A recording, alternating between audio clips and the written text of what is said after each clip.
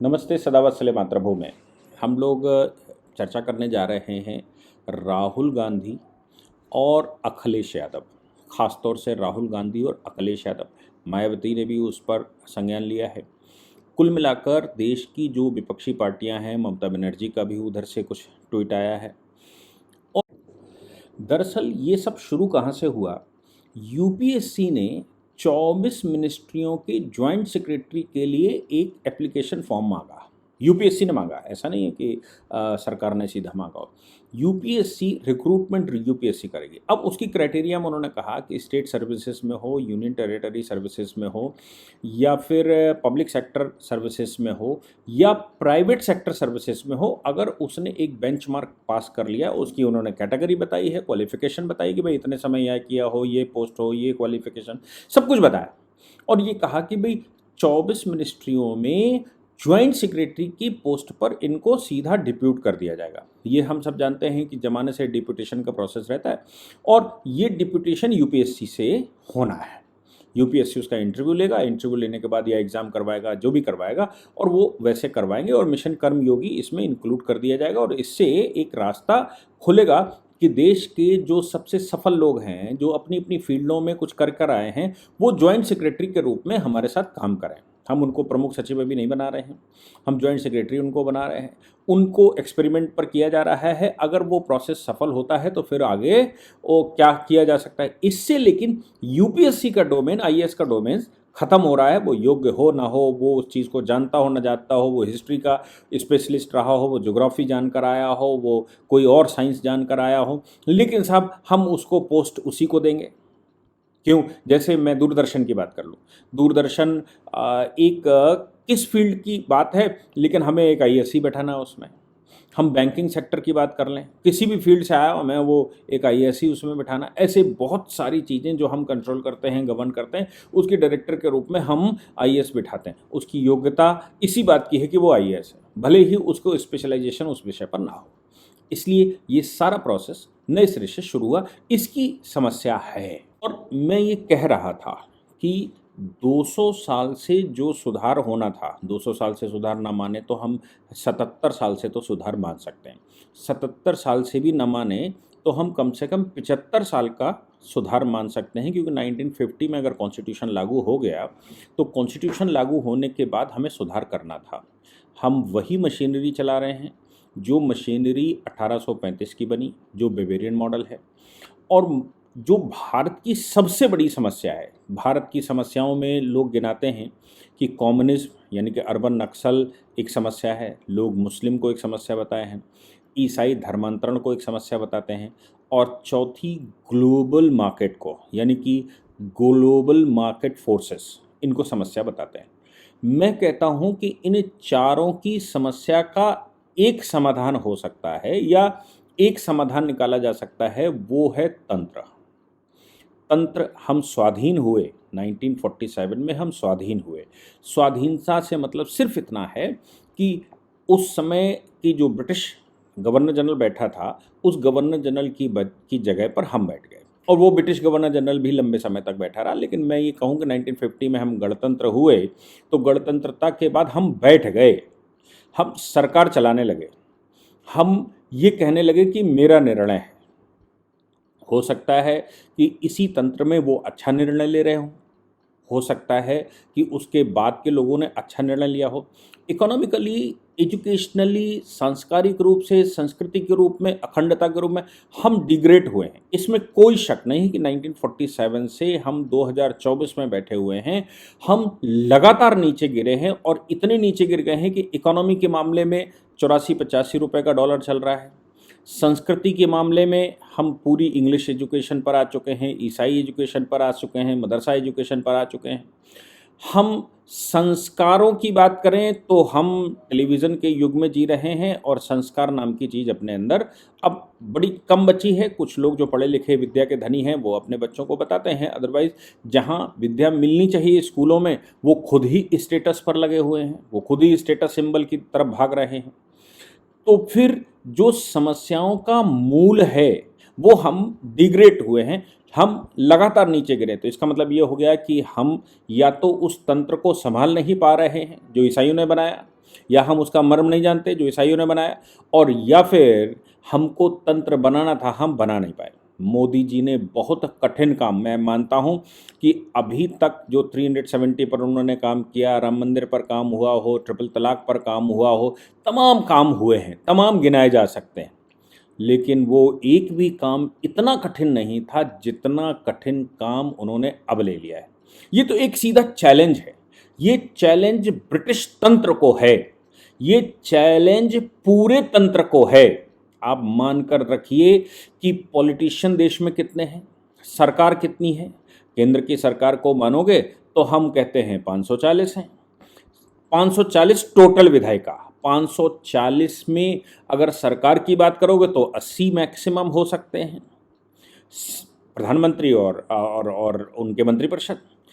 80 लोग उस योग्य होना चाहिए कि भारत की 30 लाख सिविल सर्वेंट्स को कंट्रोल कर सके। 30 लाख सिविल सर्वेंट को कंट्रोल नहीं कर पाते, क्योंकि वो 30 लाख पढ़े लिखे हैं, वो उस तंत्र के जानकार हैं, वो परमानेंट सीट पर बैठे हुए हैं, वो बहुत अनुभवी हैं।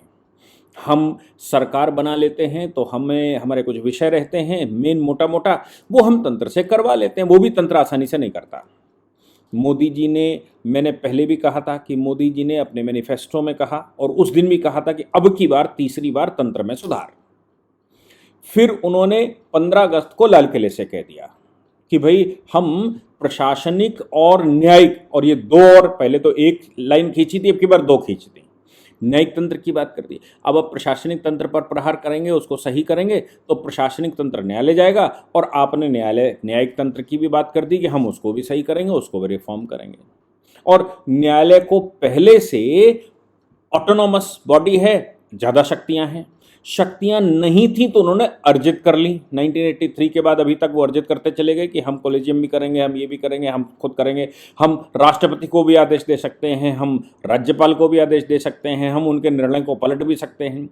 लंबे समय तक पहले की प्रैक्टिस ये थी कि जो भी न्यायिक तंत्र था वो पार्लियामेंट के मातहत आता था, वो स्ट्रक्चर पास करता था, स्ट्रक्चर पास करके सरकार को देता था या पार्लियामेंट को देता था, कहता है हमारे नज़र में यही है। आजकल वो स्ट्रक्चर पास नहीं होता, आज सीधा आदेश होता है कि राज्यपाल के आदेश को अपास्त किया जाता है और ये नया आदेश जारी किया जाता है। अरुणाचल की सरकार याद करिए, कलिको पुल और उस समय की जो सरकार थी, वो एक मुख्यमंत्री फांसी पर चढ़ गया था, फांसी पे मतलब उसने आत्महत्या कर ली थी। तो ये है कि भाई ये चली हुई सरकार हम गिरा सकते हैं, बनी हुई सरकार चला सकते हैं, सरकार चल रही है वो खत्म कर सकते हैं, पुराने वाले को बिठा सकते हैं, ये सब कुछ हो रहा है। तो आप अगर न्यायिक तंत्र की बात करेंगे तो न्यायिक तंत्र में भी बड़ी समस्याएं आ सकती हैं। मैं सबके लिए नहीं कहता, लेकिन कुछ ना कुछ तो हित हैं। कॉलेजियम जब तक जीवित है और कॉलेजियम का वो चल रहा है तब तक तो ये सब कुछ जीवित रहेगा, तब तक न्यूट्रलिटी के बारे में 100% सोचना थोड़ा मुश्किल काम है। अब सवाल ये पैदा होता है कि मोदी जी ने ताल तो ठोक दी, कह तो दिया, और मिशन कर्मयोगी लागू भी कर दिया था। आज राहुल गांधी को 4 साल बाद मिशन कर्मयोगी का मर्म पता लगा, क्योंकि लाल किले से मोदी जी ने आह्वान कर दिया और तंत्र अगर सही हो गया, दोनों सरकार सही लेकिन तंत्र सही हो गया, चाहे एडमिनिस्ट्रेटिव, क्योंकि भ्रष्टाचार कौन करता है? भ्रष्टाचार मंत्री जी कर सकते हैं क्या? और मंत्री जी अगर भ्रष्टाचार करते भी हैं तो किससे करवाते होंगे? करवाते तो अपने प्रमुख सचिव से ही होंगे, और करता तो मंत्रालय ही, साइनिंग अथॉरिटी तो प्रमुख सचिव, मुख्य सचिव रहते हैं। तो कुल मिलाकर अगर लेजिस्लेटिव मशीनरी या फिर एग्जीक्यूटिव मशीनरी, सरकार भी कुछ भ्रष्टाचार करना चाहती हो तो उसके लिए उसको सेक्रेटरियों के भ्रष्टाचार के साथ हाथ मिलाना पड़ता है, नहीं तो नहीं हो पाता। हाँ, पॉलिसी बनानी है, आप बना लीजिए, आपको कुछ चलाना है चला लीजिए, अगर आप फेयर प्रोसेस में करना चाहते हैं तो आप कर लीजिए, वो तो पार्लियामेंट करती है। सरकार का क्या काम है? सरकार का काम है एग्जीक्यूशन करना, और एग्जीक्यूशन में तंत्र बैठा हुआ है, सरकार एग्जीक्यूशन नहीं कर सकती, सरकार तंत्र चलाती है। तो सवाल ये पैदा होता है कि 200 साल का तंत्र, जैसा मैंने पहले भी कहा था कि भारत में गुलाम वंश ने शासन किया है, वहाँ के बादशाहों के आक्रांता, बादशाहों के चिल्लड़, आक्रांता और आक्रांताओं के गुलाम, उन्होंने भारत पर शासन किया। और वैसे ही अंग्रेजी शासन में वहाँ की रानी या राजा और उसकी सरकार, और सरकार में सिविल सर्वेंट, और सिविल सर्वेंट के मातहत आने वाले सिविल सर्वेंट भारत पर शासन करते थे। और भारत की देवतुल्य जनता, भारत के राजा, भारत के जो भी उस समय की अथॉरिटी थी, उसके ऊपर वो चौथी कैटेगरी का कर्मचारी बैठता था और वो शासन करता था, वो उसको अपने मातहत लाता था। ये उन्होंने विकसित किया था। जेलों में आप चले जाएंगे तो जेलों में आपको दिखाई पड़ेगा कि सिपाही तो 20 हैं और जेल के अंदर 2000 लोग बंद हैं। तो क्या करते हैं, जो लोग अंदर बंद हैं उनकी ही हायरार्की बना दी जाती। आप सबसे सीनियर हैं, आपकी उम्र कैद हो गई है, थोड़ा सभ्य हो, लाओ पीले कपड़े बनाकर लंबरदार बना दिया या पक्का बना दिया, लंबरदार बनाकर बैठा दिया, तुम इनके ऊपर शासन करोगे, वो उनके ऊपर करेंगे, वो उनके ऊपर करेंगे, वो उनके ऊपर करेंगे, और इन सब के ऊपर एक सिपाही शासन करेगा। आप सोचिए कि हमारे ऊपर हम शासन करें और वो इसके मजे लूटें। ये उन्होंने व्यवस्था की थी। वो व्यवस्था हमने 1947 में तोड़ नहीं पाए, उसको हम बदल नहीं पाए। ये हमारा दुर्भाग्य है। हमारे देश में इतने प्रतापी राजा हुए हैं। आप सोचिए कि चंद्रगुप्त विक्रमादित्य, चंद्रगुप्त मौर्य, अशोक, या फिर हम कहें कि समुद्रगुप्त, स्कंदगुप्त, बहुत बड़े बड़े शासक हुए। लेकिन इन सभी शासकों के लिए हम कभी स्वराज दिवस नहीं मनाते। हम शिवाजी महाराज के लिए स्वराज दिवस मनाते हैं, क्योंकि शिवाजी महाराज ने हिंदवी स्वराज की स्थापना करी थी। उस समय मुस्लिम तंत्र को तोड़ा था और अपना तंत्र विकसित किया था। ये अपना तंत्र विकसित करना ही उनके लिए सबसे शुभ था। और यही कारण था कि जब अंग्रेज भारत में आए तो मुगल बादशाह भी उस समय मराठों का पेंशनभोगी हो चुका था, दिल्ली फतेह हो चुकी थी। इसीलिए अब्दाली से युद्ध हरियाणा में हुआ था दिल्ली फतेह करने के बाद, क्योंकि वो उन्होंने तंत्र बदला था। अंग्रेजों ने अपना तंत्र लेकर आए और उस तंत्र ने हमारे को फेल कर दिया। लेकिन हम 47 में उस तंत्र को बदल नहीं पाए।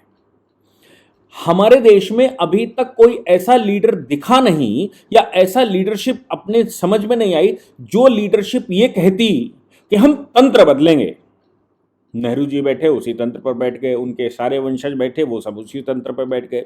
और जब अटल जी बैठे, तंत्र बदलने की इच्छा थी, लेकिन वो इतनी मिलीजुली सरकार थी कि तंत्र बदलना संभव नहीं था।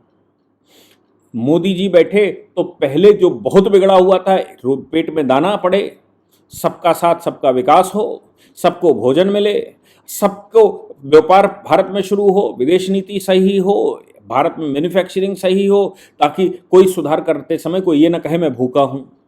तो इकोनॉमी पर लग गए वो। कुछ विषय उन्होंने किए भी, लेकिन पहली बार 10 वर्ष के बाद उन्होंने मिशन कर्मयोगी के माध्यम से जो मिथक थे उनको तोड़ने की कोशिश की।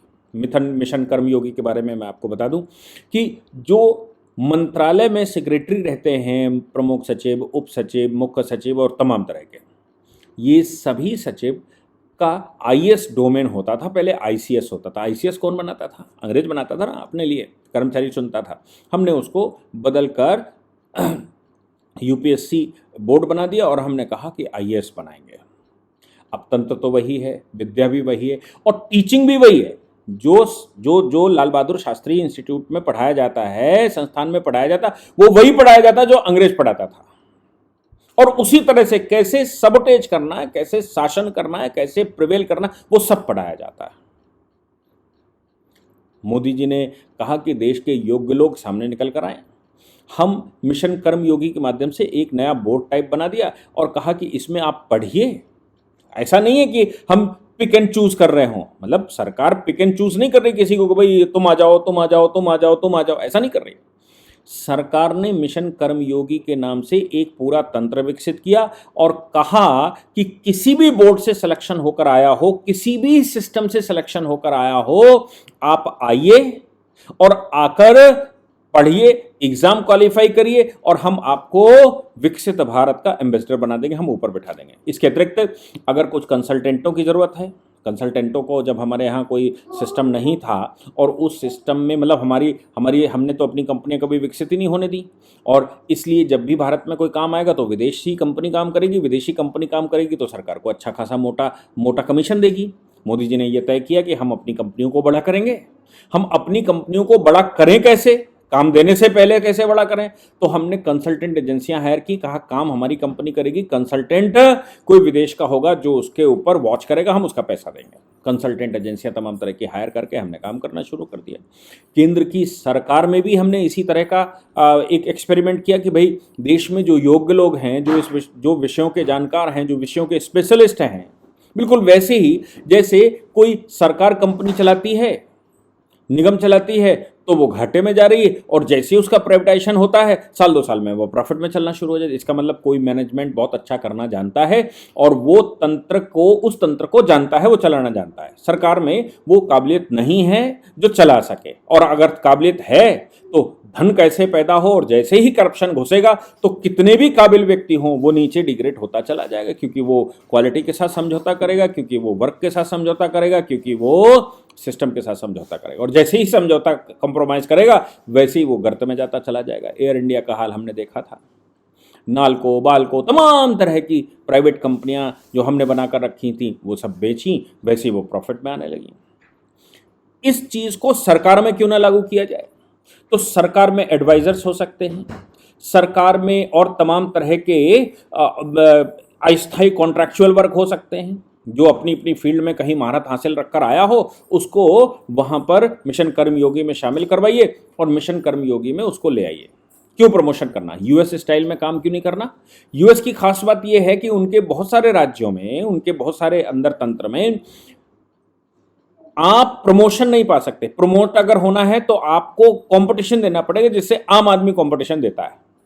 अगर मैं इस आयु में वहां के तंत्र में शामिल होना चाहता हूं तो मैं एग्जाम दूंगा, और हमारे साथ बाकी जो सिविल सर्वेंट लंबे समय से काम कर रहे हैं वो भी एग्जाम देंगे। अगर मैं क्वालिफाई हो जाता तो मैं वो बैठ जाऊंगा, अगर वो क्वालिफाई नहीं हो पाते तो वो प्रमोशन इस आधार पर नहीं पाएंगे कि 40 साल से काम करते हैं। भारत सरकार ने उस विषय पर रिफॉर्म करने के उद्देश्य से सोचा कि क्यों ना हम मिशन कर्मयोगी यानी कि एक नए सिस्टम से लोगों की एंट्री करवा दें और हम इसमें सुधार करें, कंपटीशन करवा दें, किसी का डोमेन खत्म कर देंगे। भाई हम करें या ना करें, हमें तो आर्टिकल 112 का प्रोटेक्शन है, इसलिए हमें तो कुछ हटा ही नहीं सकता, और जुडिशल तंत्र भी मेरा है, हम वहाँ पहुँचेंगे तो वहाँ कॉन्स्टिट्यूशन रखा हुआ है वो भी हमको बहाल कर देंगे, और सब ऐसे चलता रहेगा। इसलिए सरकारी नौकरी की तरफ आदमी भागता बड़ी तेजी से। वहाँ 20,000 सैलरी मिलती हो तो भी काम करेगा, और 1.5 लाख कहीं प्राइवेट में मिलती हो तो भी नहीं करेगा, क्योंकि वो कामचोरी ज़्यादा आसानी से हो जाती है वहाँ, और प्राइवेट कंपनी में कामचोरी नहीं हो पाती। लेकिन बहुत बड़ी तादाद ऐसी भी है जो सिविल सर्विसेज की नौकरी छोड़कर, बड़े अच्छे अच्छे टॉपर छोड़कर और प्राइवेट सेक्टर में आते हैं, कहते हैं मैं मेहनत करूंगा, काम करूंगा तो प्रोग्रेस करूंगा, वहाँ भ्रष्टाचार से पैसा क्यों पैदा करूँ, वहाँ सैलरी कम मिलती है। मोदी जी ने जो मिशन कर्मयोगी को फुल फ्लैश ये कहा, लाल किले से घोषणा करी, तो यूपी के 2 लड़के राहुल और अखिलेश को इतनी मिर्ची लगी कि उन्होंने इस पर ट्वीट कर डाला, उन्होंने इस पर कह डाला कि प्राइवेटाइजेशन ऑफ आईएएस का प्राइवेटाइजेशन कर रहे हैं, और मोदी जी वो सीधे आरएसएस वाले भर्ती कर रहे हैं, ये कर रहे हैं, वो कर रहे हैं, और उसको लिंक किया कि रिजर्वेशन इससे चला जाएगा। बोले SC ST OBC ये वो दलित महादलित, और इन सबको बड़ा वो हो जाएगा। अब राहुल गांधी को तो हम जानते हैं, क्योंकि ये सारी व्यवस्था जैसे ही होने वाली है तो वो जिसका डोमेन है वो खत्म होने वाला है।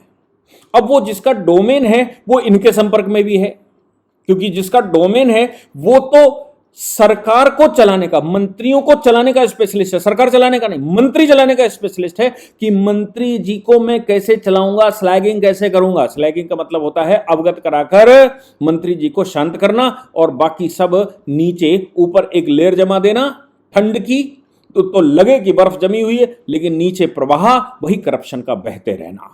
वो तंत्र के स्पेशलिस्ट हैं। और मैं कहता हूं कि ये जो भ्रष्ट तंत्र है ये विकसित किया था अंग्रेजों ने कि वहां पैसा कैसे जाएगा।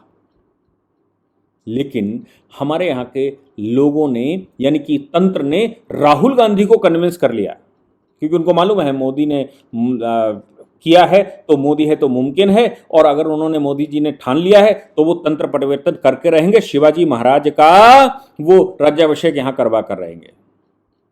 नतीजा क्या होना था, अपोजिशन ने उसका बिगड़, तंत्र तो नहीं कह सकता खुला, लेकिन उसको कष्ट है, अपोजिशन ने सीधा उठाकर उस पर कार्रवाई शुरू कर दी। और जैसे ही राहुल गांधी ने कहा, राहुल गांधी को मैं, आप कोई मूर्ख समझता हो, राहुल गांधी मूर्ख नहीं है। वो यूनियन ऑफ स्टेट्स की बात करता है। वो कहता है कि भारत जो है राज्यों का समूह है, विदेश की धरती पर कहता है। और लगातार कितने एससी हैं, कितने एसटी हैं, कैसे तोड़ा जाए, ये सब व्यवस्थाएं राहुल गांधी करते हैं। राहुल गांधी बुद्धिजीवी हैं, सिस्टम से जुड़े हुए हैं, सरकार चलाकर आए। लेकिन अखिलेश यादव का चैम्बर है कि नहीं है पता नहीं। मायावती की लीक से हटकर तुरंत चली जाएगी जैसे ही दलित का नाम आएगा। अखिलेश की जैसे ही ओबीसी का नाम आएगा वैसे ही लीक से हटकर चली जाएगी। लालू फल्लू भालू जाने कितने, ये सब लीक से हटकर निकलने शुरू हो जाएंगे जैसे ही आप, क्योंकि इनको लगता है कि ये मेरा वोट बैंक है और ये राजनीति हो सकती है। इस राजनीति में अखिलेश यादव, मायावती और बाकी लोगों ने भी राहुल गांधी का बखूबी साथ देते हुए ये घोषणा करवा दी कि साहब प्राइवेटाइजेशन ऑफ आईएएस हो रहा है, तो ये यूपीएससी बना हुआ है, यूपीएससी के अलावा भर्ती कर रहे हैं। यूपीएससी से जो चुनकर आते हैं उनको छोड़कर ये सीधा किसी काबिल व्यक्ति को ऊपर ला रहे हैं। काबिल को लाएंगे तो हो सकता है कि रिजर्वेशन का चक्कर फंस जाए, हो सकता है ओबीसी एससी एसटी फंस जाए। मैं कहता हूं कि अगर मिशन कर्मयोगी में भी मोदी जी ने ये तय किया है कि हम सिर्फ योग्य लोगों को जो अपनी लाइफ में कुछ कराए हों उनको ही लेंगे, उसमें भी रिजर्वेशन कर देते हैं। चलो भाई, हम एग्ज़ाम लेंगे, उसमें भी इतने ये क्वालिफाई करेंगे, इतने वो क्वालिफाई करेंगे, और कर दीजिए। लेकिन वो विषय नहीं है, वो विषय ही नहीं है। विषय ये है कि किस प्रकार से एक डोमेन रखने वाली एजेंसी से चुनकर आया, जिसको इस बात का गर्व होता है कि वो एक आईएएस है। इस बात को वो लिखता है अपने हर पेपर में, फलाने सिंह आईएएस। हमारे यहां बहुत पहले एक सुभाषित लिखा गया, मूर्खस्य पंच चिन्हानि, मूर्खों के 5 चिन्ह होते हैं। गर्वो दुर्वचनम तथा, गर्व करना, दुर्वचन बोलना, यानी कि कोई सामान्य व्यक्ति है, भाग के भगा दो, कहाँ चला आया तू, आईएएस से बात करेगा तू, ये से बात करेगा तू। वो आपने वीडियो देखी भी होंगी उत्तर प्रदेश में चुनाव वाली, कि तू हमारे बीच में, अधिकारियों के बीच में कैसे आ गया, तुझे तू तू तू तू कैसे घुस गया। जो लीडर चुनाव लड़ रहा उसको भगा दिया। क्या है? गर्वो दुर्वचनम तथा, गर्व करना और दुर्वचन करना। गर्व लोक, ये लोक में आ चुका हो सकता है कि गर्व करना अच्छी बात है। मैं कहता हूं कि जब सब परमात्मा कर रहा है तो तुम्हें किस बात का गर्व है? तुम्हें अपॉर्चुनिटी मिली, तुम कर लिया, जिसको अपॉर्चुनिटी नहीं मिली वो नहीं कर पाया। गर्वो दुर्वचनम तथा क्रोधश्च, क्रोधश्च क्रोध करना, दृढ़वादश्च दृढ़ वचन करना, मैं ही कर दूंगा, और परवाक्येषु नादरा, दूसरे के वाक्यों को अनादर करना। वो कुछ कहता है तो तुरंत अनादर करना। तो वो कहता है कि मूर्खस्य पंच चिन्हानि गर्वो दुर्वचनम तथा क्रोधस्य दृढ़वादस्य परवाक्येषु नादरा। ये परवाक्यों को, ये 5 लोग हैं, 5 निशानियां हैं जो मूर्ख कहे जाते हैं। लेकिन हमारे यहां तो यही चल गया, मुझे गर्व है कि ऐसा कर लिया मैंने, दूसरा गर्व करे तो नहीं। अपने को जिसको गर्व हो गया कि मैंने ये कर लिया, उसमें मैं आ गया, और जैसे ही मैं आ गया तो भ्रष्टाचार के दलदल में घुस जाएगा। स्टेटस सिंबल उसका पहला निशान बन जाएगा कि वो चुनाव होने के बाद कैसे चीफ सेक्रेटरी बनेगा, कैसे धन पैदा करेगा, कैसे बड़ा बंगला हो, कैसे बड़ी गाड़ियां हो, और क्या क्या ना हो। इस बात को की समस्या आज की एडमिनिस्ट्रेटिव और जुडिशियल मशीनरी में हो सकती है।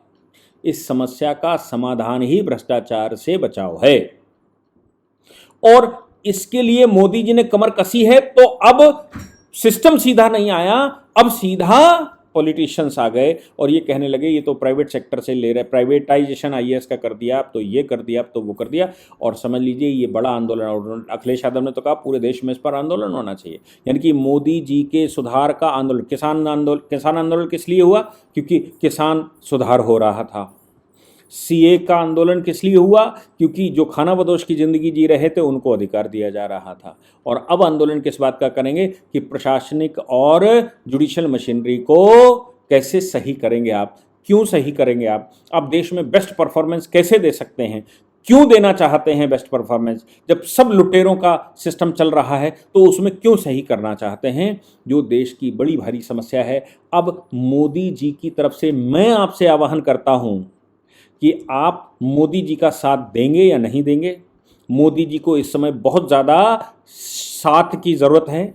क्यों? क्योंकि ये बहुत बड़ा बीड़ा है। जिसने प्रशासनिक तंत्र को चैलेंज किया उसकी सरकारें नहीं रही, इसलिए अब उन्होंने जो चैलेंज लिया है वो क्या उसका परिणाम होगा, लेकिन जनता को साथ देना होगा, तभी कुछ हो सकता है, अदरवाइज कुछ नहीं हो सकता। जय हिंद, जय भारत, वंदे मातरम।